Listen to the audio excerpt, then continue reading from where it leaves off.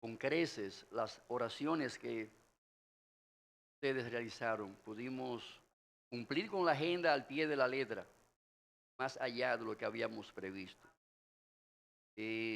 También le traemos saludos de parte de nuestros hermanos allá, las congregaciones, hermanas, realmente donde estuvimos el domingo, estuvimos predicando ahí donde David Pierre, de Verus. Fue muy buena nuestra experiencia ver allí el grupo de hermanos sólidos que están creciendo en la fe y en las buenas obras. Damos gracias al Señor por la obra que está haciendo allí, en aquella región de Haití. Unas 23 iglesias dieron a sus pastores allí terminar con el programa de 3 años que le impartimos. Entregamos su certificado de participación y fue una gloriosa experiencia la que tuvimos allí esa mañana cuando celebramos ese acto, dando gracias al Señor por su misericordia. De los 25 que iniciaron el programa, 23 terminaron. Eso es una bendición para el nordeste de Haití, porque cada uno de esos hombres pastorea iglesias que en su gran mayoría tienen más de 100 personas. Entonces, estamos hablando de una comunidad de más de 2,000 personas que están bajo la influencia de esos hombres que fueron entrenados durante esos 3 años, la teología temática y otros materiales bíblicos que compartimos con ellos para enriquecer su vida espiritual, su vida ministerial. Le pusimos en sus manos las herramientas, tanto en lo teórico como en la literatura, para que ellos pudiesen crecer en el conocimiento de la verdad redentora. Damos gracias a Dios por eso. Hay perspectiva de un nuevo grupo que está pidiendo. Tenemos ya una lista de 50 que están pidiendo participar del siguiente grupo que quiere ser entrenado. Vamos a orar que el Señor nos dé gracia porque la mies es mucha y son pocos los obreros. Vamos a ver qué pasa de aquí al año que viene. Bien, vamos hermanos a Marcos capítulo 16. Vamos a continuar con nuestra serie en este Evangelio de Marcos. Vamos a considerar la resurrección de Cristo y los primeros testigos de ese hecho histórico, del cual somos frutos cada uno de nosotros. La resurrección de Cristo y los primeros testigos. Marcos capítulo 16, versos 9 al 11. Habiendo pues resucitado Jesús por la mañana, el primer día de la semana apareció primeramente a María Magdalena, de quien habían echado 7 demonios. Yendo ella lo hizo saber a los que habían estado con él. Estaban tristes y llorando. Ellos, cuando oyeron que vivía y que había sido visto por ella, no lo creyeron. Vamos a orar.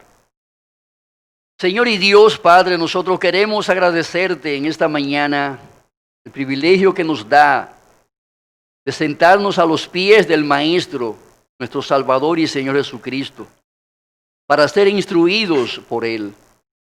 Oh, te rogamos que nos hagas sensibles a su enseñanza. Danos un oído y un corazón enseñables. Abre los ojos de nuestro entendimiento para ver la verdad. Concédenos, Señor, un corazón amplio para atesorar esa verdad en nuestros corazones y guardarla poniéndola por obra. Bendícenos, te lo rogamos para tu gloria en el nombre de Jesús. Amén. Marco continúa narrando la historia de nuestro Señor Jesucristo como Él la plasmó aquí en este Evangelio, inspirado por el Espíritu Santo. Ahora Él se enfoca en la resurrección en este párrafo que hemos leído. Lo primero que hace Marco es presentarnos en este contexto el hecho, el suceso, el acontecimiento de la resurrección de Cristo. Él dice, habiendo pues resucitado Jesús. La palabra anastás, traducida habiendo pues resucitado, es un participio aoristo en el idioma original. Eso quiere decir que la resurrección fue un hecho puntual, fue un evento, fue un suceso que aconteció sin lugar a dudas, según las palabras de Marco, en las primeras horas del domingo. Ahora, ¿qué es la resurrección de la que fue objeto el cuerpo de nuestro Señor y Salvador Jesucristo? Dice un diccionario, la palabra griega en la Biblia se traduce resurrección. La palabra griega que en la Biblia se traduce resurrección es anástasis, que se define como la acción de ponerse en pie, entre paréntesis, levantarse de nuevo. Cuando se resucita a una persona, es como si se la levantara, se le devolviera la vida con la personalidad que tenías antes de morir. La resurrección entonces es el acto de levantar a una persona de nuevo. Mediante ese acto se le devuelve la vida con aquella personalidad que poseía la persona antes de morir. Primero a los Corintios, capítulo 15, versos 2 y 13, el apóstol Pablo dice, pero si se predica de Cristo que resucitó de los muertos, ¿cómo dicen algunos entre vosotros que no hay resurrección de muertos? Porque si no hay resurrección de muertos, tampoco Cristo resucitó. Los profetas del Antiguo Testamento habían hablado de ese hecho, de la resurrección. Oseas capítulo 13, verso 14 dice, de la mano del Seol los redimiré, de la muerte los recobraré. También Isaías capítulo 26, verso 19, asegura ese mismo hecho. Tus muertos vivirán, dice el profeta. Sus cadáveres resucitarán. Despertad y cantad, moradores del polvo, porque tu rocío es cual rocío de hortalizas, y la tierra dará muertos. Daniel capítulo 12, versículo 2 y versículo 13, también se añaden a aquellos que hablaron de la resurrección en el Antiguo Testamento. Dice Daniel, y muchos de los que duermen en el polvo de la tierra serán despertados, unos para vida eterna y otros para vergüenza y confusión perpetua. Versículo 13, y tú irás hasta el fin y reposarás y te levantarás para recibir tu heredad al fin de los días. Es una promesa hecha de manera particular y personal al profeta Daniel. En la resurrección del Señor Jesucristo lo que tenemos no es otra cosa sino que el cumplimiento literal de esta primera parte de la gran cosecha de resucitados que habrá al final o al fin de los días, como profetiza Daniel 12:13. Como podemos observar, Cristo estuvo enterrado en una tumba, su cuerpo de allí fue levantado, fue parado, retornada la vida a su cuerpo con su personalidad. Ahora, ¿por qué es importante la resurrección del Señor Jesucristo? Primeramente, la resurrección del Señor Jesucristo es importante porque a diferencia de todas las demás religiones conocidas hasta el día de hoy, sus fundadores permanecen hecho polvo en sus sepulturas. En contraste, el Señor Jesucristo es el único que venció la tumba porque se levantó de ella. Por eso es importante, mis amados hermanos, conocer de la doctrina de la resurrección. Porque, a diferencia de todas las demás religiones, cuyos fundadores permanecen hecho polvo en sus sepulcros, el Señor Jesucristo es el único fundador de religiones que tiene su tumba vacía porque se levantó, resucitó de la misma. Como cristianos somos alentados y consolados por ese hecho. Somos alentados y consolados por el hecho de que nuestro Dios, el Señor Jesucristo, se hizo hombre. Nuestro Salvador no solamente se hizo hombre, Él también murió por nuestros pecados y fue enterrado. Pero la historia no se queda ahí. Nuestro Salvador también resucitó al tercer día para nuestra justificación y redención, sin lo cual estaríamos muertos en nuestros delitos y pecados. Él vive y ahora esta iglesia tiene una cabeza viviente que venció la muerte y con él cada uno de sus miembros. Por la fe,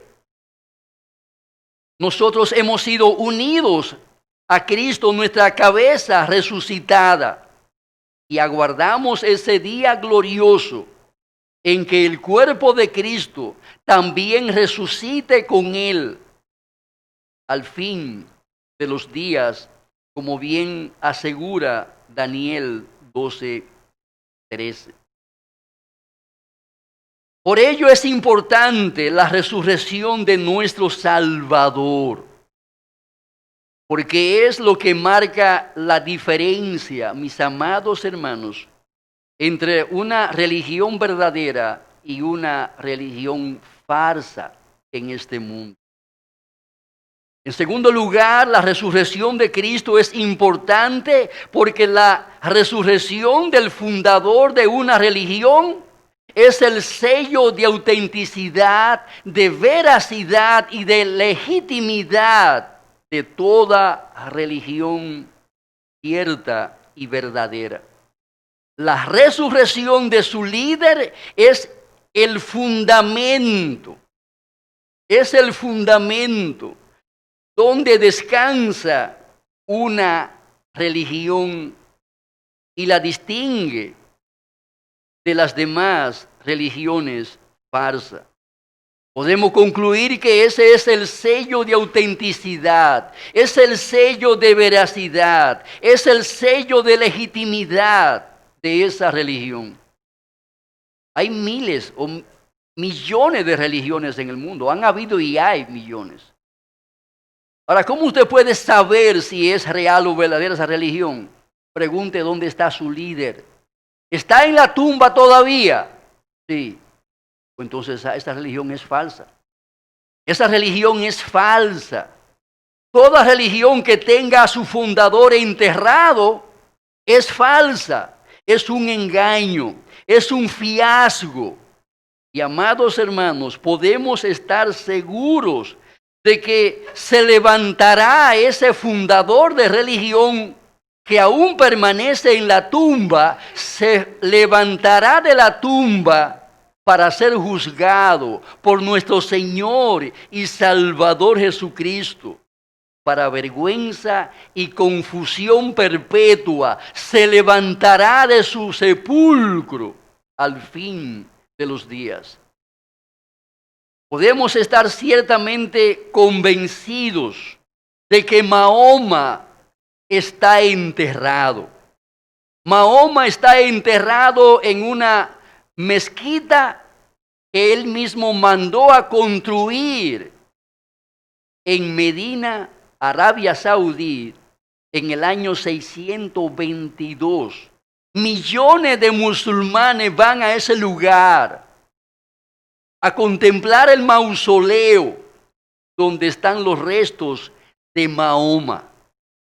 Ahora, ese Mahoma se levantará de allí en el día del juicio, no para disfrutar de un río de vino y un harén de mujeres, como bien escribió él, sino para ser juzgado y lanzado al infierno eterno, donde pagará entre muchas otras atrocidades producidas por la religión que él fundó, por los millones de personas que han sido asesinadas vilmente por sus discípulos a través de la historia.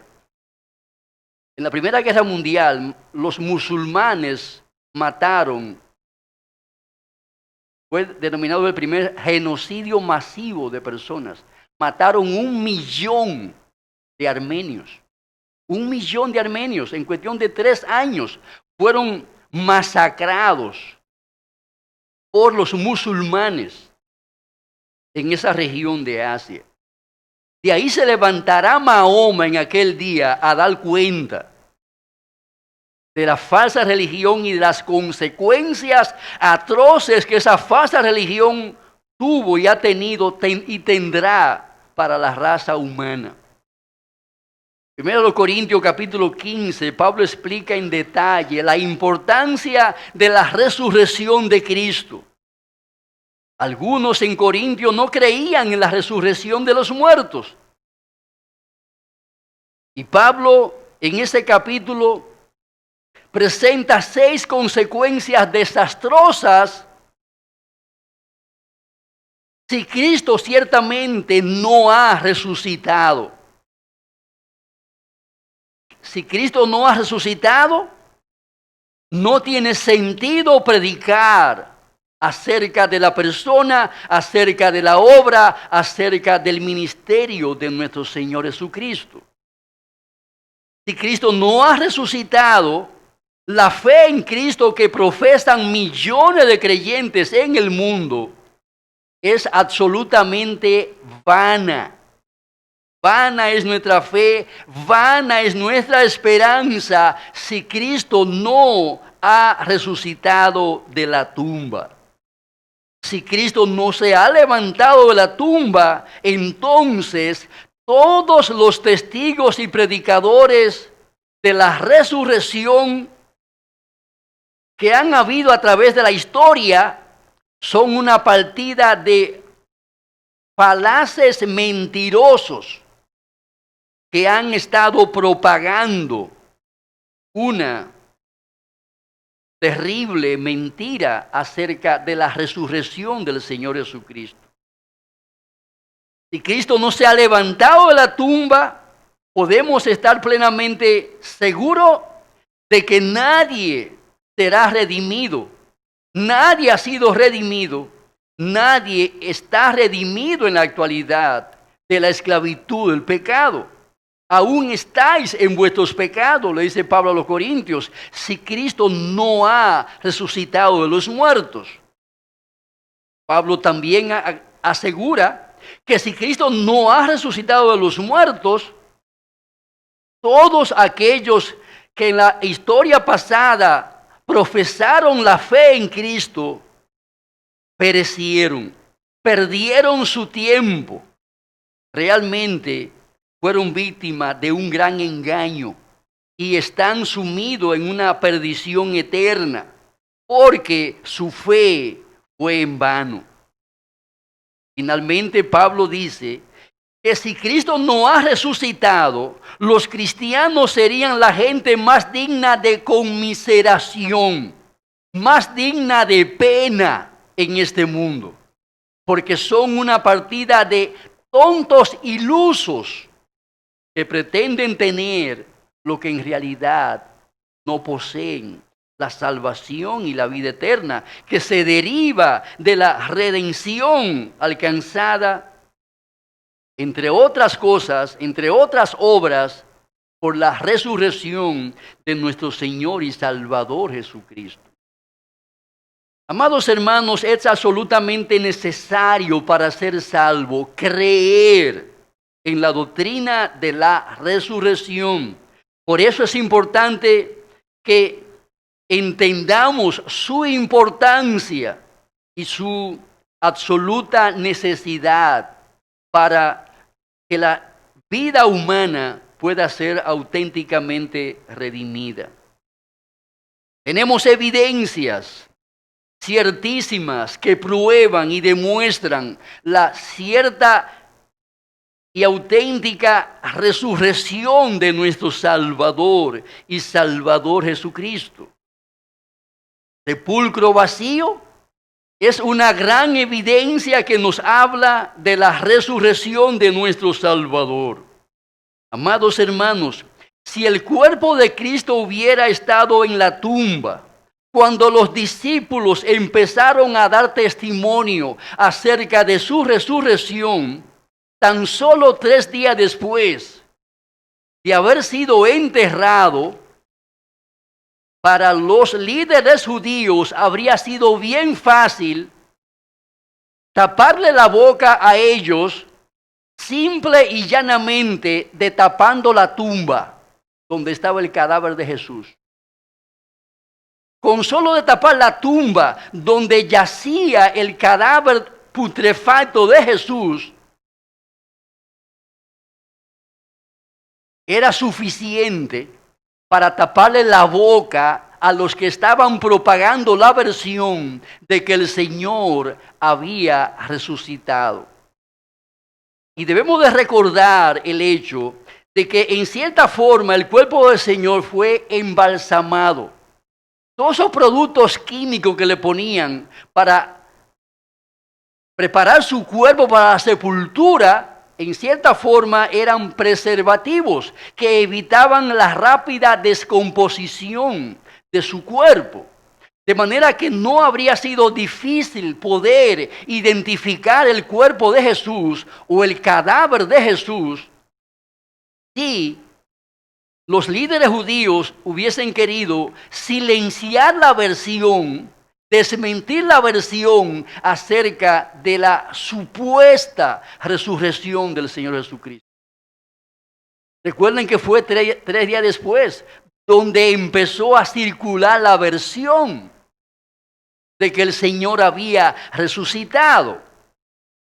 De manera que los líderes judíos no pudieron tapar la tumba porque Cristo se le adelantó, tapándola él para salir de allí cuando resucitó de los muertos. Es lo número 1. 2. Otra evidencia que nos prueba la resurrección de Cristo es la guardia romana. Mateo capítulo 27, 62 dice: se reunieron los principales sacerdotes y los fariseos ante Pilato diciendo: Señor, nos acordamos que aquel engañador dijo, viviendo aún, después de 3 días resucitaré. Manda pues que se asegure el sepulcro hasta el 3er día. No sea que vengan sus discípulos de noche y lo hurten y digan al pueblo: resucitó de entre los muertos, y será el postrer error peor que el primero. Y Pilato les dijo: ahí tenéis una guardia, id y aseguradlo como sabéis. Entonces ellos fueron y aseguraron el sepulcro, sellando la piedra y poniendo la guardia. Aquí tenemos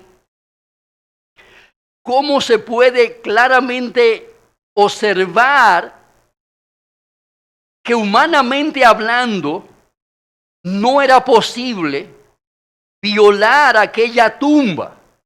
Primero había sido sellada con una roca a la cual le pusieron algún tipo de pegamento para que aquella roca no fuera fácilmente removida. Pero además de eso, colocaron allí una guarnición de hombres armados, soldados del mejor ejército que había en la antigüedad. soldados del ejército romano. Note que no pusieron allí gente judía, guardias del templo, no. Pusieron soldados romanos. Y noten con quién hablaron para conseguir esa custodia. Hablaron con el principal que había allí de parte del Imperio Romano. Hablaron con Pilato, que era un rey allí, para garantizar con su autoridad que aquellos hombres se encargaran de velar para que ese cuerpo no fuera tocado durante esos 3 días, después de los cuales el Señor había anunciado que habría de resucitar. Ahora, amados hermanos, no vemos en la Biblia que haya pasado por la mente de los discípulos en ningún momento hurtar o robarse el cuerpo del Señor Jesucristo a hurtadilla durante la oscuridad de la noche.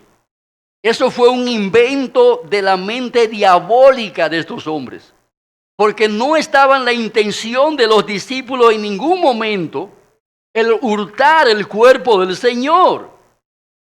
Y la razón es bien simple. ¿Qué habrían ganado ellos con robarse un cuerpo, un cadáver?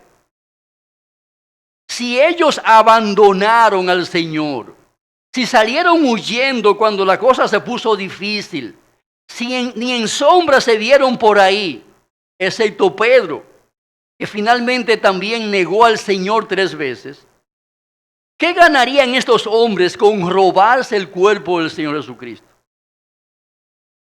¿Qué ellos iban a ganar con eso? ¿Qué ganarían regando la versión de que el Señor había resucitado? ¿Habrían logrado ellos formar una iglesia de 2000 años de antigüedad con millones de personas en cada generación, basados en un supuesto, basado en el hurto del cuerpo del Señor Jesucristo? ¿Qué usted cree? Ponga su juicio, su tribunal, a juzgar el hecho. ¿Habrían los discípulos logrado fundar una iglesia de 2000 años de antigüedad con millones de creyentes, con millones de miembros en cada generación, fundados todo esto en un hecho basado en el robo del cuerpo, del cadáver del Señor Jesucristo? ¿Será posible eso? Amados hermanos, la tumba estaba vacía porque el Señor resucitó. Esa fue la única razón. La tumba se vació porque el Señor salió de allí con un cuerpo resucitado. Él rompió el sello de la roca y rompió el sello de la espada opresora del Imperio Romano. Por eso su tumba está vacía hasta el día de hoy. Porque Él se levantó de allí triunfante y victorioso. No fue que se robaron el cuerpo, Él resucitó de allí. Humanamente hablando, no era posible robárselo. Otra evidencia de la resurrección de Cristo es el cambio de actitud de los discípulos. Los vemos llenos de miedo, escondiéndose y sin fe. Pero luego los vemos convertidos en hombres valientes, en hombres denodados, en hombres desafiantes, predicadores de la resurrección del Señor Jesucristo. Excepto Juan, todos esos hombres murieron. Murieron víctimas de la opresión de que fueron víctimas por predicar el evangelio de la resurrección de nuestro Señor y Salvador Jesucristo. ¿Qué pasó en la vida de estos hombres que los llevó a un cambio de ánimo y de actitud tan radical en su vida? ¿Qué sucedió? ¿Qué evento tan trascendental operó un cambio tan radical en la vida de estas personas? Eso es una pregunta que hay que responder. Amados hermanos, la respuesta es bien simple. Ellos fueron testigos oculares de la resurrección de nuestro Señor y Salvador Jesucristo. Esa es la explicación, no hay otra. Ellos explican la razón del cambio, el motivo de ese cambio tan radical que experimentaron en sus actitudes. De hombres cobardes fueron cambiados en hombres valientes. De hombres escurridizos fueron cambiados en hombres desafiantes de los peligros a que estaban expuestos continuamente. ¿Qué los llevó a eso?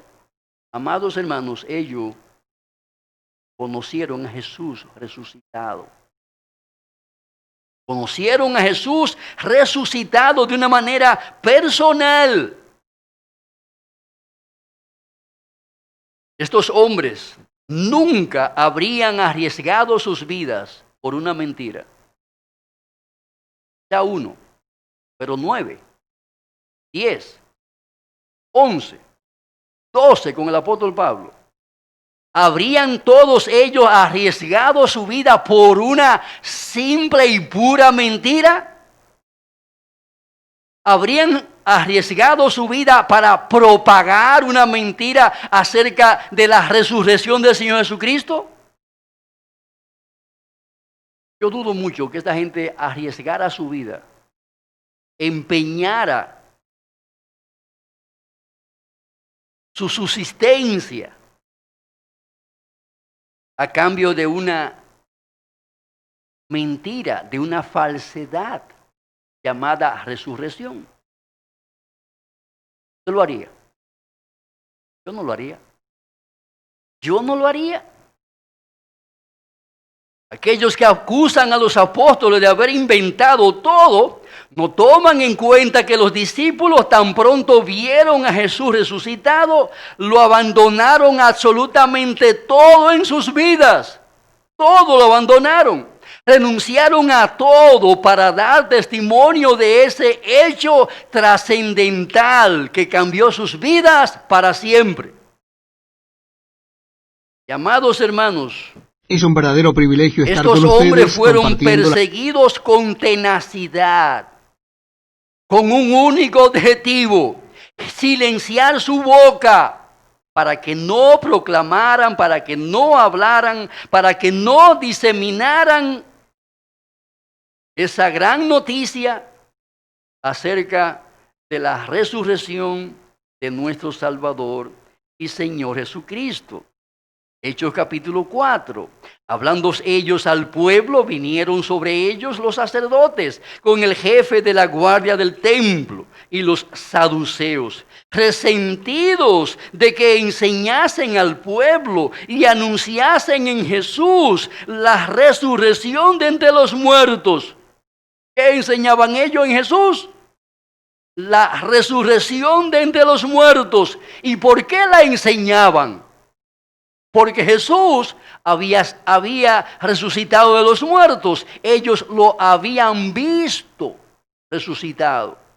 Por eso anunciaban la resurrección de entre los muertos. Creían en la doctrina de la resurrección. ¿Cuándo la creyeron?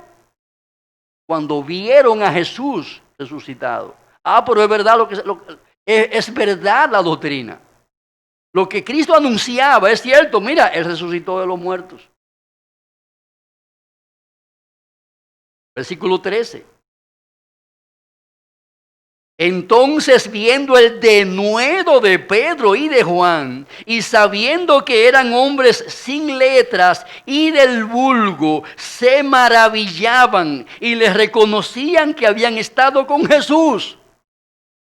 No solamente cuando Jesús estaba en carne antes de la resurrección, sino con Jesús después de la resurrección.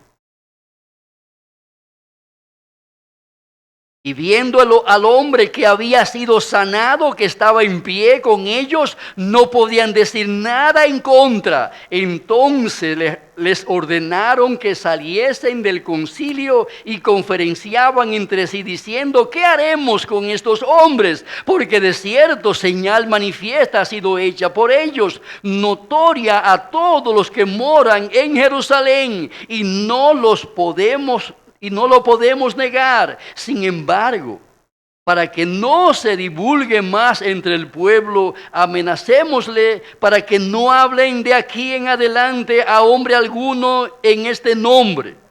Y llamándoles, les intimidaron que en ninguna manera hablasen ni enseñasen en el nombre de Jesús. Mas Pedro y Juan respondieron diciéndole: juzgad si es justo delante de Dios obedecer a vosotros antes que a Dios, porque no podemos dejar de decir lo que hemos visto y oído. ¿Qué vieron? ¿Qué fue lo que ellos vieron? Vieron a Cristo resucitado, amados hermanos. Y su boca no podía estar silenciosa ante ese hecho trascendental que cambió de manera radical sus vidas. Otra evidencia de la resurrección de Cristo son los testimonios de aquellos que les vieron. Dice un autor, hay quienes dicen: en realidad la resurrección se trató de una alucinación que tuvieron algunos y que en realidad nadie vio al Cristo resucitado. El problema con esto es que entonces en el lazo de 40 días unas 500 personas tuvieron la misma alucinación. Explíquelo.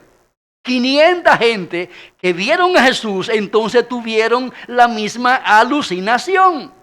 Cosa que parece imposible. Hubo muchas personas que vieron verdaderamente a Jesús vivo después de que fuera muerto. Y esto los llevó a cambiar sus vidas, tal como sucedió con los apóstoles.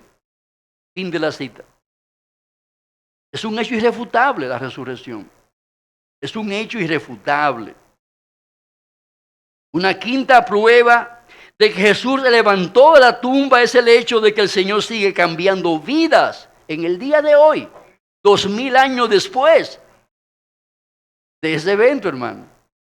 Él continúa cambiando vidas a lo largo y ancho del planeta Tierra, de toda raza, nación y cultura, sin importar su clase social o condición de vida. Él sigue salvando pecadores. ¿Cómo pueden explicar eso? Los incrédulos, los ateos. ¿Cómo pueden negar tal cosa?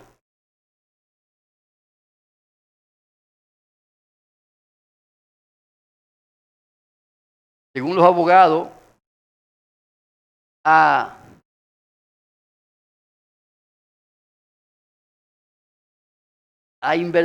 ¿cómo que dicen los abogados? Hay un dicho, hay un dicho que los abogados dicen: cuando hay pruebas, cuando hay evidencias,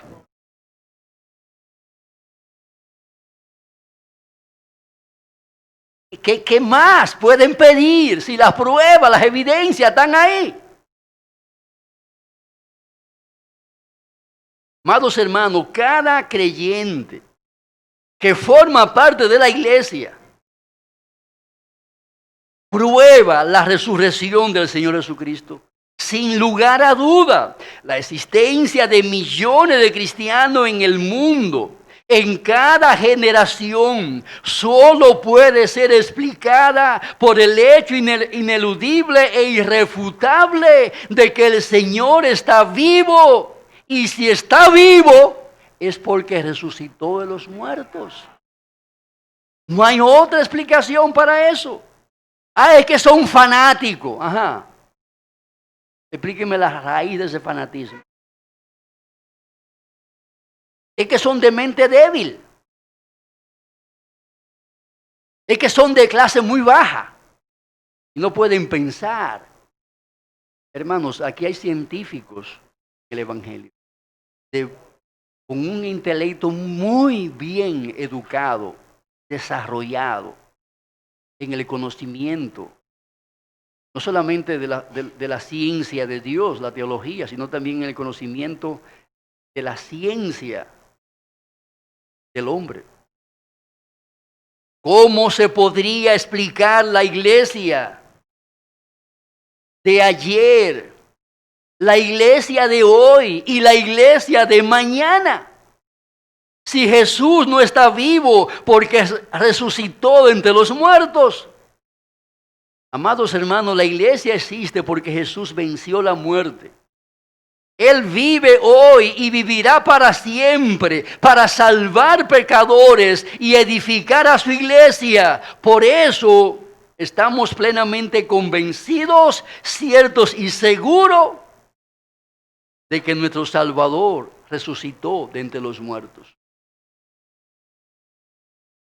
Marcos señala no solamente el hecho de la resurrección, sino que también señala el día de la resurrección del Señor Jesucristo. El día en que aconteció ese evento en el cual Cristo fue levantado de la tumba con su cuerpo lleno de vida y su propia personalidad. El domingo es la gran prueba de la resurrección. En el calendario, que por generaciones ha marcado la vida de los hombres en esta tierra desde el punto de vista del tiempo. Amados hermanos, hay un día llamado domingo. Y ese día llamado domingo, se llama domingo. No porque sea un nombre bonito. Domingo es un nombre bonito. ¿Dónde está domingo? Está por ahí. Amados hermanos, es domingo porque es el día de la resurrección del Señor Jesucristo. Fue el día que Dios marcó en el calendario para que ese suceso marcara el fin de una dispensación e iniciara el fin de una nueva dispensación llamada la dispensación de la gracia. ¿Qué día comenzó la dispensación de la gracia? El domingo de la resurrección de nuestro Señor y Salvador Jesucristo. Y cada semana, amados hermanos, se inicia en la cuenta del tiempo, en esa cuenta regresiva que nos acerca a la segunda venida de nuestro Señor y Salvador Jesucristo. Personalmente creo que Cristo retornará un domingo a esta tierra. Es mi convicción personal. Es mi convicción personal. Retornará en gloria con sus santos ángeles un domingo para reunirse con su pueblo en gloria. Y es natural que así sea, hermanos. Domingo es el día en que el pueblo de Dios, a través de esta dispensación, se ha reunido de manera fiel y puntual para estar allí en la presencia de nuestro Señor y Salvador Jesucristo. De manera que no nos podemos sorprender que su segunda venida sea un domingo. Cuando Dios creó el mundo en 6 días, santificó y bendijo el 7º día de la semana, porque Él reposó de toda la obra que había hecho en la creación. Amados hermanos, el Señor santificó y bendijo el domingo porque fue el día en que Él reposó de toda la obra que hizo durante su ministerio terrenal de 3 años y medio aquí en la tierra.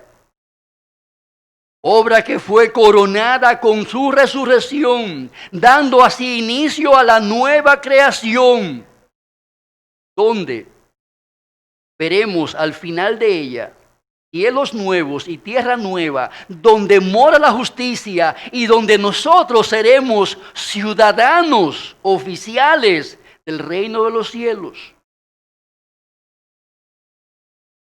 Como bien enseña Juan 20:10, Cristo se levantó de la tumba el domingo en la mañana. En la mañana de ese mismo domingo le apareció al primer ser humano llamado María Magdalena. Y ese mismo domingo, cuando llegó la noche, según Juan 20:10, de aquel mismo día, el primero de la semana, estando las puertas cerradas en el lugar donde los discípulos estaban reunidos por miedo de los judíos, vino Jesús y puesto en medio de ellos les dijo: paz a vosotros. Juan 20:26 nos dice que 8 días después, o sea, ¿cuándo es eso? Siguiente domingo. Al siguiente domingo estaban otra vez sus discípulos dentro y con ellos Tomás. Llegó Jesús, estando las puertas cerradas, y se puso en medio y les dijo: paz a vosotros. El mismo mensaje, paz a vosotros. El mismito mensaje le comunicó a los discípulos. Amados hermanos, no se canse aquí de oír las mismas cosas. Paz a vosotros. Este es el alimento que su alma necesita. Paz. ¿Qué trae la paz? La palabra de Dios.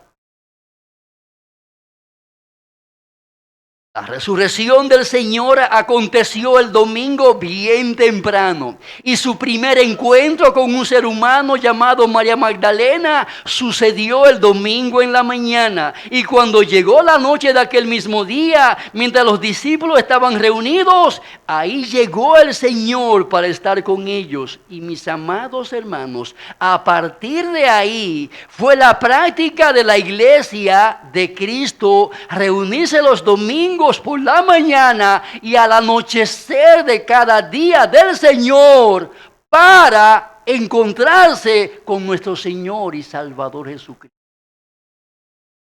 Póngase eso aquí en la cabeza, por favor, y medite en ello para que lo lleve a su corazón. ¿Por qué nos reunimos el domingo en la mañana y el domingo por la tardecita? Porque tenemos aquí una cita con nuestro precioso Señor y Salvador Jesucristo, quien llega aquí en la mañana y llega de nuevo cuando nos reunimos en la tarde para que le adoremos, para que le rindamos culto, para estar en comunión con Él, para estar allí donde Él nos traerá bendición y vida eterna. Fue la práctica de la iglesia. Desde que la iglesia dio la luz, reunirse no el sábado, sino el domingo. ¿Para qué se reunían? Para adorar al Señor. El apóstol Pablo, escribiéndole la carta a la iglesia de los Corintios, en la primera carta de los Corintios, capítulo 16, verso 1 le dice: en cuanto a la ofrenda para los santos, haced vosotros también de la manera que ordené en las iglesias de Galacia. Note el plural, en las iglesias de Galacia. Cada primer día de la semana, cada uno de vosotros ponga aparte algo según haya prosperado, guardándolo para que cuando yo llegue no se recojan entonces ofrendas. Lo que quiero aquí llamar la atención es al hecho de que cada primer día de la semana las iglesias en Galacia y las iglesias en la ciudad de Corinto se reunían para adorar al Señor, para servir al Señor. que era la norma de la primera iglesia de Cristo, fundada por los apóstoles, adorar al Señor en el domingo de cada semana. Se reunían por la mañana, se reunían por la tarde. ¿Con qué finalidad?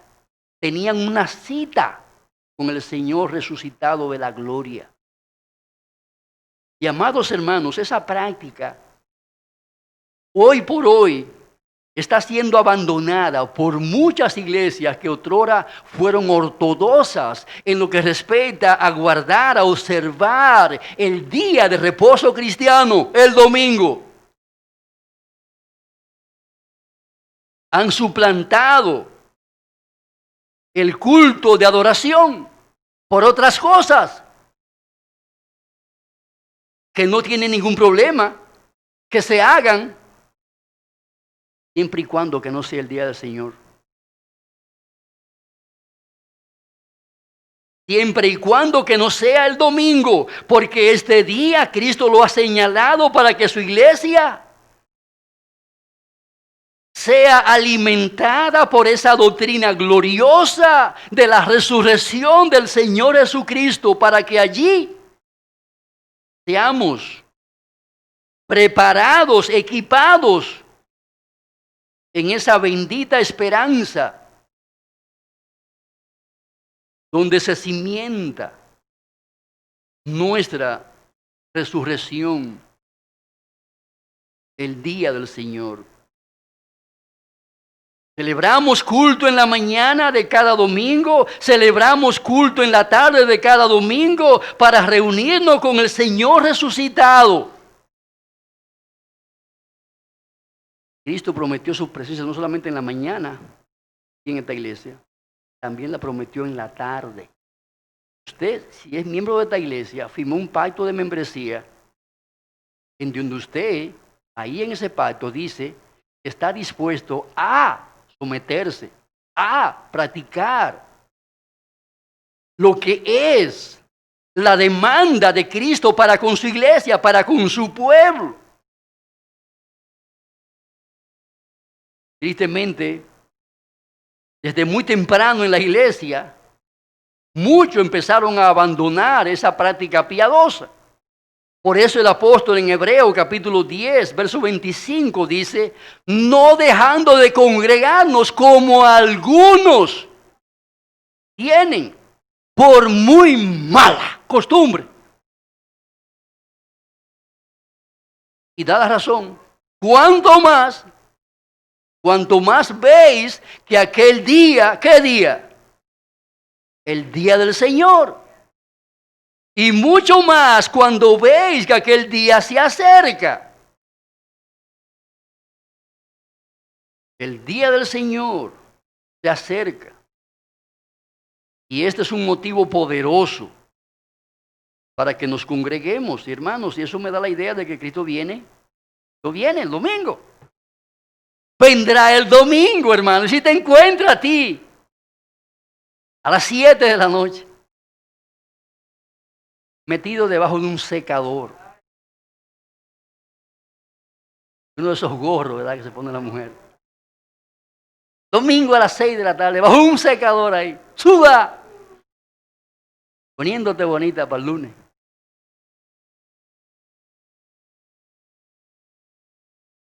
Señor, estoy aquí, porque yo sabía que tú venías. Yo estoy aquí poniéndome bonita para encontrarme contigo. Yo sabía que tú venías.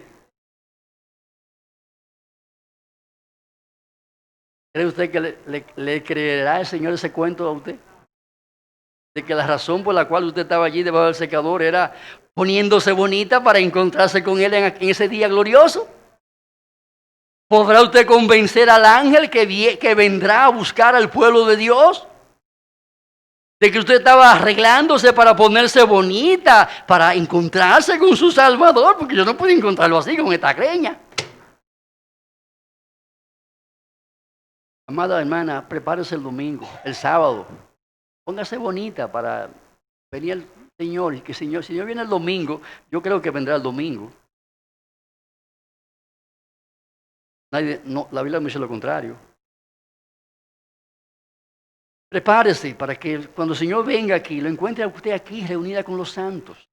Reunida con los santos, alabando, engrandeciendo, glorificando, exaltando el nombre de nuestro Señor y Salvador, el Cristo resucitado y glorioso. Tristemente vemos, hermano, que no solamente hay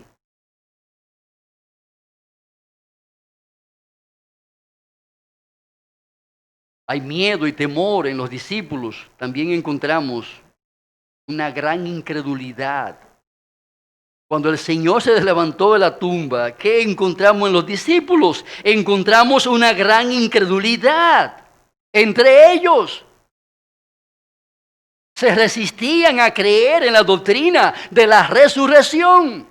Nos dice Marcos que ellos, a pesar de estar tristes y llorando, cuando oyeron que vivía y que había sido visto por María Magdalena, no lo creyeron. Pero después apareció en otra forma a dos de ellos que iban de camino yendo al campo. Ellos fueron y lo hicieron saber a los otros y ni aún a ellos creyeron. En ese clima y ambiente fue que se produjo la resurrección del Señor Jesucristo. En un clima y un ambiente de incredulidad. Amados hermanos, para creer la resurrección del Señor Jesucristo, sin lugar a duda que tiene que haber un milagro de Dios. Un milagro de Dios en el corazón. Porque nacimos siendo incrédulos y somos incrédulos hasta el día en que Cristo obra ese milagro de resucitarnos espiritualmente para conocer al Señor resucitado. Ciertamente esta realidad la experimentaron los discípulos en su primera fase, en su primera experiencia, al irse enterando de la resurrección de nuestro Salvador y Señor Jesucristo. A pesar de que el Señor constantemente le estaba hablando de la resurrección de Él de la tumba, sin embargo, cuando sucedió el evento, estaban resistentes a creer esta doctrina. Créanme, hermanos, podemos poner toneladas de evidencias ante los ojos de los incrédulos acerca de la resurrección del Señor Jesucristo y los mismos no creerán en ellas. A menos que Dios, el Espíritu Santo, obre en sus corazones y les regenere, dándole un nuevo nacimiento o resurrección espiritual. Recuerden el caso de aquel famoso rico que murió el día que murió Lázaro, que allí en el infierno estaba pidiéndole al Señor que enviara a Lázaro de entre los muertos, que lo resucitara para que lo enviara en comisión a su familia para predicar el evangelio, a ver si se convertían por fin al ver un milagro de la talla de la resurrección de Lázaro de la tumba. Si ellos ven un milagro tan espectacular como ese de un muerto resucitado, de seguro que van a creer y se van a convertir. ¿Cuál fue el argumento del Señor? No van a creer. No se convertirán ni que se levanten 10 Lázaros de la tumba. A Moisés y a los profetas tienen, óiganlos. Es lo único que puede cambiar el corazón incrédulo por un corazón creyente. La palabra de Dios debidamente explicada y aplicada al corazón. Amados hermanos,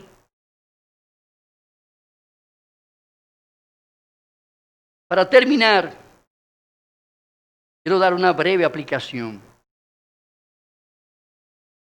La inspirada palabra de Dios garantiza la resurrección para gloria de todo genuino cristiano cuando venga nuestro Señor Jesucristo. También asegura la resurrección para el infierno de todos aquellos que hayan muerto en su incredulidad, separados de nuestro Señor y Salvador Jesucristo. ¿Tienes tú la esperanza y la seguridad de que en el día del Señor tu cuerpo se levantará de la tumba, incorruptible y lleno de vida, para disfrutar del cielo por la eternidad. Tienes esa convicción y seguridad de que tu cuerpo puede ser sepultado mañana, pero se levantará allí lleno de gloria y lleno de vida y de vida eterna, que no perecerá jamás. Tienes esa seguridad y confianza en tu corazón. Puedes clamar como el apóstol Pablo en 1 Corintios 15:55. ¿Dónde está, oh muerte, tu aguijón? ¿Dónde, oh sepulcro, tu victoria? Porque yo en Cristo te he vencido. Puedes clamar esas preguntas de modo desafiante ante tu propia tumba, ante la realidad de tu propia muerte. La puedes clamar porque tú has creído en la resurrección del Salvador Jesucristo, lo cual garantiza nuestra propia resurrección de la tumba también. La resurrección es una victoria triunfante y gloriosa para cada creyente en Jesucristo, quien murió, fue sepultado y resucitó al tercer día, de acuerdo a las Escrituras. ¿Para qué Él se levantó de la tumba? Para nuestra justificación delante de Dios, para que en Él alcancemos el perdón de pecados y la esperanza de la vida eterna. Él vendrá nuevamente, como bien lo expresa Pablo en 1 Tesalonicenses 4:13. Los muertos en Cristo resucitarán primero, luego nosotros, los que hayamos quedado y vivimos para su venida, seremos transformados y recibiremos nuevos cuerpos glorificados. Y esta es una esperanza gloriosa, no solamente para los muertos, los que están en los cementerios, sino también para los que están vivos en sus hogares, caminando por la calle. Hay esperanza para los muertos y hay esperanza para quienes están vivos. ¿Qué es lo que le dice Pablo aquí a los que están vivos? Seremos transformados y recibiremos nuevos cuerpos glorificados. Un cuerpo de gloria para aquellos que se levantan de la tumba está reservado. Y un cuerpo de gloria está también reservado para aquellos que están vivito y coleando, sentados en esas sillas, en este lugar. Amén, mi hermana. Será un cuerpo glorificado. Allí usted no tendrá que tomar pastillas de la presión. No tendrá que ir a un cardiólogo. No tendrá que ir a un oftalmólogo. No tendrá que ir a un ginecólogo. No tendrá que ir ante los cólogos, que son bastante cólogos.